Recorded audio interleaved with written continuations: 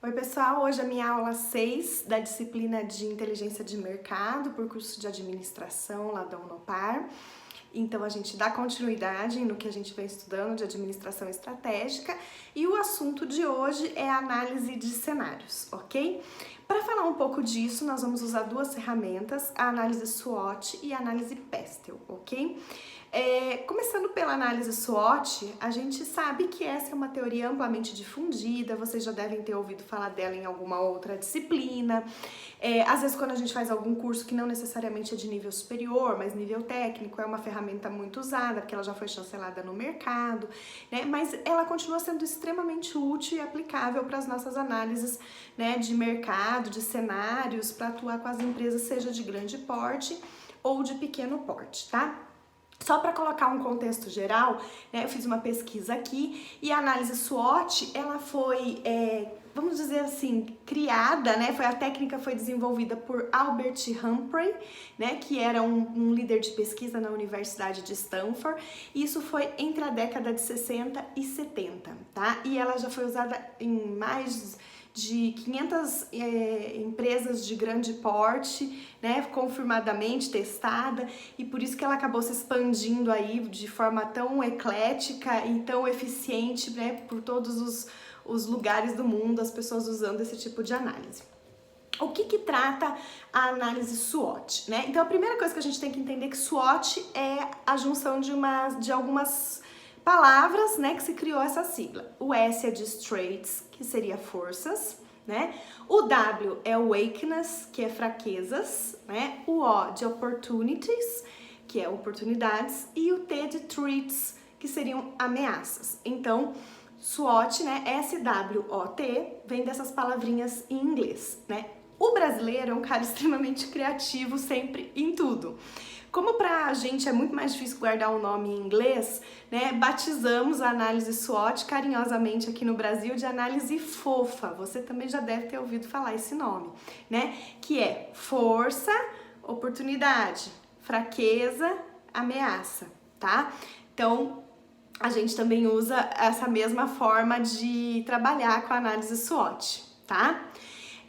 Bom, o que a gente precisa entender? Que desses fatores da SWOT, nós temos dois fatores que estão inerentes ao ambiente interno da empresa e dois fatores que estão inerentes ao ambiente externo das empresas. Quais que estão ligados à parte interna? São as nossas forças e as nossas fraquezas. Toda empresa tem um ponto positivo, vocês concordam comigo? Toda empresa tem algum fator que ela se destaca ou que poderia ser usado como a vantagem competitiva dela no mercado. Pode estar vinculado ao produto, pode ser que ela tenha um produto fantástico com uma tecnologia que outras pessoas ainda não conseguiram acessar. Pode ser que o grande ponto forte dela seja a equipe de colaboradores, é uma equipe comprometida que faz acontecer. Se você alimentar ali, abastecer, né, de informação, de ferramentas, eles vão dar conta do recado e vão trazer o resultado.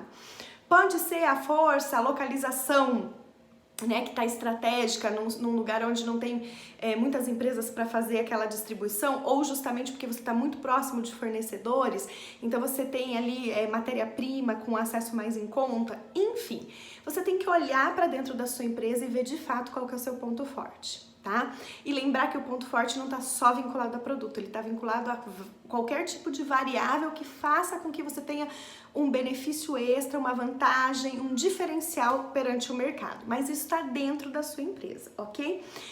Assim como nós temos, né, as forças, nós também temos as fraquezas. Essa teoria batiza essa parte como fraquezas, né? Ela denomina essa parte como fraqueza. Eu até gosto muito de usar pontos de melhoria, porque quando a gente vai trabalhar com um empresário, a gente vai falar do negócio dele, né? Dói ouvir, né? Teu erro, a sua fraqueza, né? E aí, talvez você que está assistindo aí vai dizer assim, nossa, Larissa, mas qual é o pecado de falar isso? Não tem pecado nenhum, mas eu acho que tudo que a gente fala com muito respeito à história que a pessoa construiu, ela tende a estar mais aberta também para identificar essas questões quando você toca nessas feridas. Então, apesar da teoria nos trazer aqui, né, fraquezas, eu gosto muito de usar quando eu falo com os empresários os pontos de melhoria, que são realmente aqueles fatores que a gente sabe assim, tem que melhorar. Poderia ser diferente, poderia ser melhor, ou isso aqui pode custar a vida da nossa empresa. Então, tem que olhar para dentro da empresa e identificar o que a gente tem de muito bom e o que a gente tem para melhorar. Esse é o primeiro passo da aplicação da SWOT, tá? Para a gente levantar esses pontos, tem um outro segredinho. Não adianta só você falar com o empresário.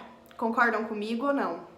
Né? Se a gente perguntar só para o empresário, ele vai falar que o filho dele é lindo, né? A empresa é o filho dele, não, aqui só tem ponto forte. Às vezes ele não consegue enxergar os pontos fracos, não é nem porque ele não quer dizer para você, né? Tem empresário que é muito transparente, ele coloca tudo, ele é muito consciente, ele vai ter toda essa percepção. Mas tem, às vezes, pessoas que realmente eles não conseguem enxergar onde está essa limitação. E tem aqueles que, às vezes, até por um certo apego emocional com a empresa, eu não vou dizer que meu filho é feio, né? Então, essa pesquisa, ela precisa cumprir uma tríade. Então, você tem que falar com o empresário, né? Com o empreendedor, com o colaborador, que ele vai te dar uma outra visão desses mesmos itens. E aí, você vai tirar limpo aqui, ó, para fechar o triângulo, né? Tá? Empreendedor, colaborador e consumidor ou cliente, tá? Você vai falar com esse cara que chama consumidor, que ele vai te dar o quê? A verdadeira história. Ele vai fazer o cruzamento dos teus dados, ele vai fazer a triangulação desses dados, né? Em que sentido? A gente vai ver o que o empresário falou que tem relevância, que está correto, que ele teve a percepção correta. O que o colaborador falou que é relevante, que tá certo, que não é churumela, né? Ali que ficou só vendo o lado dele. E aí você vai cruzar com tudo isso, porque quem paga essa conta toda chama consumidor, concordam? E se a gente também só olhar o lado do consumidor, isso também vai ser problemático, porque tem coisas que acontecem dentro dos processos, da rotina, que não chegam na visão do consumidor, mas que impactam lá no resultado final.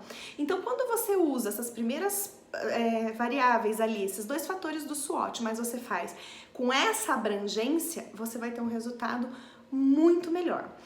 Larissa, mas eu não tenho dinheiro para conduzir uma pesquisa com o meu consumidor. Não precisa ser uma pesquisa com 2.000 consumidores seus, tá? Você pode fazer com uma quantidade menor. Outra coisa, pega os clientes que foram atendidos nos últimos 30 dias, 60 dias, faz uma amostragem.